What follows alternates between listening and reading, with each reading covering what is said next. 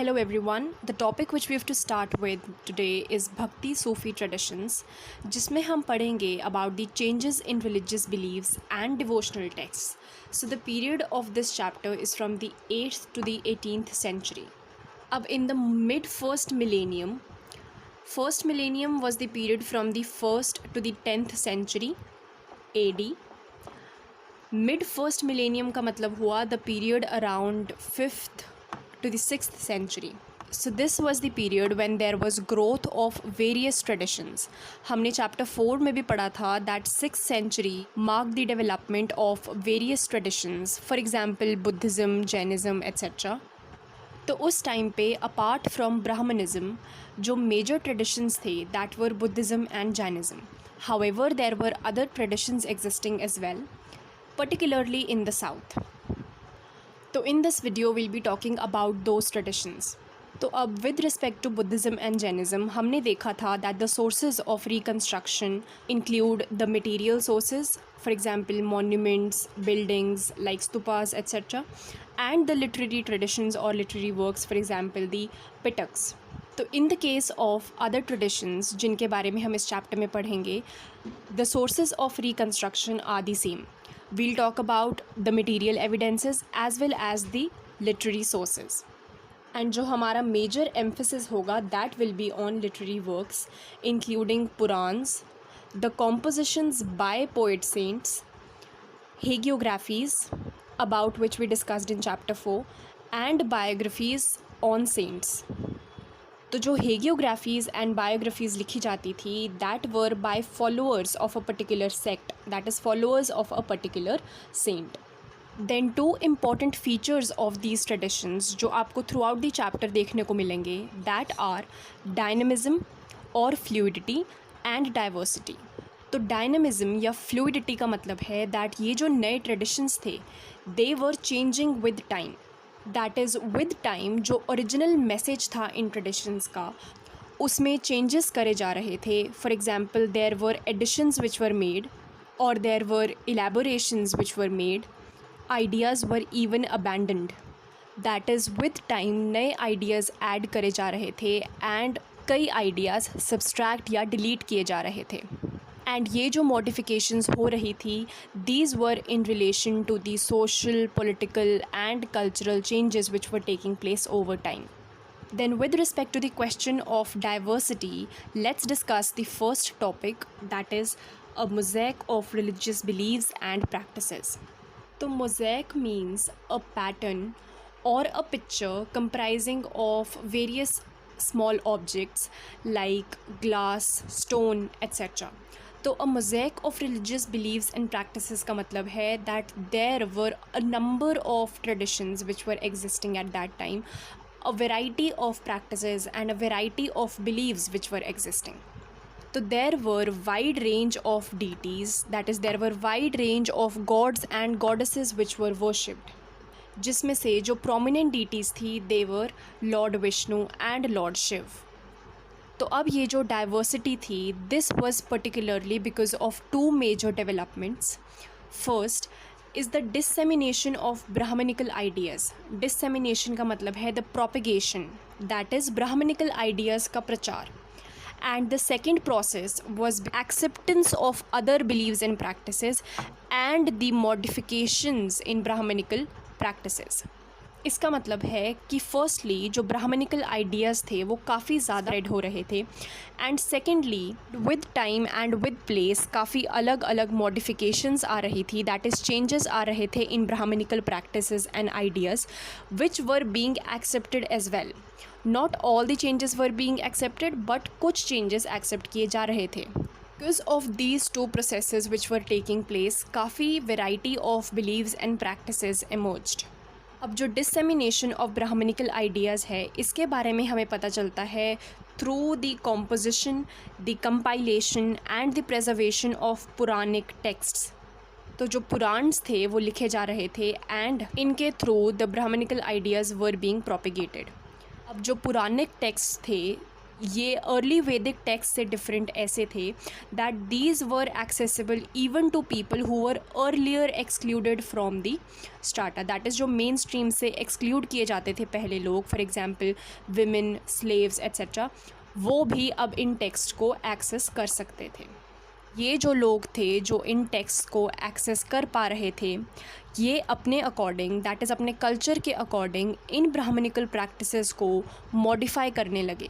That is to say that there was a continuous dialogue between the great Sanskritic Puranic traditions and the little traditions.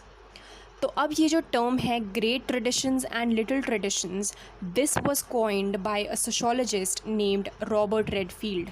तो great tradition का मतलब है the tradition which was dominant, that is the Brahmanical tradition, and जो little tradition है that relates or corresponds to the local practices which were existing. तो because of an interaction between the great tradition and little tradition, many new beliefs and practices came into existence. One example of this is Jagannath, which is a form of Lord Vishnu, worshipped particularly at Puri, Odisha. So अब in the 12th century there was worship of Lord Jagannath, who is considered as a form of Vishnu. So worship of Lord Vishnu is a Puranic tradition, and because of the intermingling between the Puranic tradition, that is the great tradition, and local traditions, a form of Vishnu, that is Jagannath, came to be worshipped. So this is how new beliefs and traditions come into place because of interaction between great and little traditions. अब क्योंकि there were a variety of traditions which were existing, तो differences and conflict होना is an obvious thing. Tantric worship was also one kind of a tradition which came into existence. One thing important is that this was open to people of different social backgrounds. तो पहले we have seen कि Brahmanism के case में sacrifices या rituals हर कोई perform नहीं कर सकता था. However, in case of these other traditions, for example in case of tantric worship, people from different social backgrounds were allowed to participate. Then next, एक जो हम difference देखते हैं that is between the Vedic and the Puranic traditions. So in case of Veds, the deities which were worshipped include Agni, Indra, Som, etc. But इस case में किसी भी तरह की विजुअल रिप्रेजेंटेशन नहीं देखी जाती, दैट इज़ टेम्पल्स का या आइडल वर्शिप का कोई मेंशन नहीं है. However, in case of Puranic traditions, in case of Purans, we see idol worship. For example, Purans mention about shrines and about the worship of figures like Lord Vishnu and Shiv. Then there were differences between those who followed the Vedic practices and those who did not.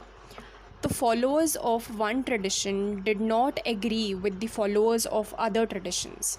For example जो वेद की authority को मानते थे वो तांत्रिक practices से agree नहीं करते थे. Then people who worshipped one deity, for example lord Vishnu, did not agree with people who followed other traditions like Buddhism और जैनिज़्म एंड सो ऑन. तो जो डिवोशनल वर्शिप थी या जो भक्ति ट्रेडिशंस थे, they were of a wide range. Now let's talk about the early traditions of bhakti. तो अब जब ये नए ट्रेडिशंस एमर्ज होने स्टार्ट हुए, तो poet saints emerged as leaders of these new traditions. लोगों ने इन लीडर्स को फॉलो करना स्टार्ट किया एंड कॉन्सिक्वेंटली एक कम्युनिटी ऑफ डिवोटीज़ एस्टैब्लिश हो गई, that is a particular sect came into existence. ये जो नए ट्रेडिशंस थे, ये पुरानी ट्रेडिशंस से इस तरह से डिफरेंट थे that these allowed lower castes as well as women within their framework, जबकि जो पुराने ट्रेडिशंस थे उनमें ये लोग अलाउड नहीं होते थे. दी ट्रेडिशंस को हिस्टोरियंस डिवाइड करते हैं into two major categories. One is saguna, the other one is निर्गुण.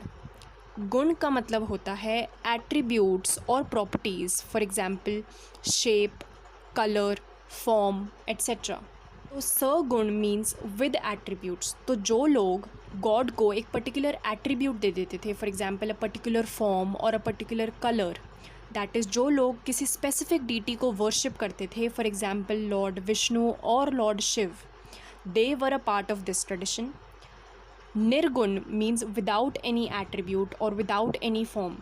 तो जो लोग एक एब्स्ट्रैक्ट एंटिटी को वर्शिप करते थे, they came to be known as the followers of this tradition. तो निर्गुण भक्ति में आप एक एब्सोल्यूट या डिवाइन एनर्जी को वर्शिप करते हो and not any specific deity. तो जब हम बाबा गुरु नानक देव जी के बारे में पढ़ेंगे, वील सी कि he was a follower of this nirguna bhakti tradition. तो जो अर्ली भक्ति मोमेंट्स थी, these were led by poet saints. One of these were led by Alvars or Alvars who were the devotees of lord Vishnu, and the other one was led by Nayanmars or Nayanars, which were the devotees of Lord Shiv. तो ये जो लोग थे, they used to move from place to place and ये hymns गाते थे in Tamil in praise of their respective deities. Then with time कुछ जगहें जो sacred consider की जाती थी by these people, वहाँ पे shrines बना दी गई and they became the centers of pilgrimage. Then इन श्राइन्स में या इन टेम्पल्स में जो हिम्स या कॉम्पोजिशन इन पोइट सेंट्स ने बनाई थी, वो चैंट करी जाती थी and not the Vedic mantras. Then one important aspect of these bhakti movements was their attitude towards caste. तो ये जो नए ट्रेडिशंस थे, they were totally against the caste system and against the dominance of Brahmins. Then people who were considered as untouchables by the Purans were also included within the framework of these new traditions. और इन traditions में जो लोग होते थे, they came from diverse social backgrounds. One important aspect of these traditions was that even women devotees were allowed to participate. Not only participate, but women devotees also played a major role in the propagation of these traditions. Then one of the major composition of these traditions is the Nalayira Divya Prabandham, and इसको माना जाता है the Tamil Ved. This is considered as equivalent to the 4 Veds which we have in the Brahmanical tradition. तो ये जो नए traditions थे, these were not restricted like the older traditions, rather they had a representative character. The next topic which we have is relations with the state. तो जिस time period की हम बात कर रहे हैं, which is the 6th century onwards, particularly 6th to the 9th century, इसमें a number of rulers were existing, for example the Pallavs, the Pandyas, the Cholas, etc. तो ये जो नए ट्रेडिशंस थे, इनको रॉयल पैट्रनेज मिलती थी, दैट इज़ इन रूलर्स का सपोर्ट मिलता था। अब one thing important is that इस टाइम पे the traditions of Buddhism and Jainism were also famous. However इन ट्रेडिशंस को स्पेशली साउथ इंडिया में इतना ज़्यादा सपोर्ट नहीं मिलता था as compare to the traditions of Nayanars and Alvars. This is because ये जो नए ट्रेडिशंस थे, these were in opposition to the traditions of Buddhism and Jainism. तो अब ये जो रॉयल पेट्रनेज मिलती थी, this was by way of land grants, that is the kings or the rulers use to give grants or gifts of land for the construction of shrines, temples, etc. Then कई बार ये जो rulers होते थे, ये खुद ही temples या shrines की construction करवाते थे। Thirdly, metal images and sculptures were built. For example, the images of Nataraj, which is representative of Lord Shiv. Then कई cases में the kings also introduced the practice of singing hymns in the temples and even ordered the compilation of these in texts. So these were the ways in which these traditions got royal support. अब ये support दिया किस लिए जाता था? There could be a number of reasons. First, in order to muster support. This is the most important reason why these traditions were supported. तो people belonged to different sects, they belonged to different traditions. तो अगर king उनके particular tradition को या sect को support करेगा, तो the people will be in favour of the king. तो this was one of the major reasons why the kings use to support these traditions. The second reason could be that the kings wanted to claim divine status, that is अपने आप को इन deities से closely associate करके they use to establish their authority. Then lastly, temples build करवा के या land grants दे के या स्कल्पचर्स बिल्ड करवा के they use to show their prowess and wealth. So this is all about the relations of the state with these traditions. Now let's move on to the next topic, which is the Veer Shaiva tradition. अब in the 12th century in Karnataka, a new movement started under Basaveshwar or Basavana. His followers came to be known as Veer Shaiv or Lingayats. Veer Shaiv का मतलब है the heroes of Shiva and Lingayat का मतलब है the wearers of linga. Linga is a symbolic representation of lord Shiva. अब some of the features of this Veer Shaiv tradition are as follows. First is that they worshipped Shiva as linga, that is भगवान शिव की लिंग के रूप में पूजा की जाती है. एंड इस सेक्ट के जो गुरु होते हैं उनको जंगम कहा जाता है. देन जो लिंगायत्स हैं they are against the idea of rebirth, that is वो रीबर्थ में विश्वास नहीं रखते. They believe after death the devotee will be united with Shiva and will not return to the earth. And यही एक रीज़न है that they do not practice funerary rites, they bury the dead. Then they are critical of the idea of pollution. तो we have already discussed about pollution in chapter 4 कि some people are considered to be outside the social strata, outside the social structure, and are considered as untouchables. However, in case of the Veer Shaiv tradition, they do not believe in this concept. Another feature of the followers of this tradition is that they disapprove of certain practices which are mentioned in the Dharma Shastras. For example, practices like post-puberty marriage and remarriage of widow. These are not allowed by the Dharma Shastras. However, in case of this Veer Shaiv tradition, these practices are allowed. Lastly, इनके बारे में हमें पता कैसे चलता है? तो इसके लिए we have vachans or sayings which were composed by the men and women in the Kannada language. Then we have the Basav Puran, which is a text written in the 13th century. So these are the two prominent sources of reconstruction. So this is all about the Veer Shaiv tradition, and this is all for this video. Thank you so much for watching.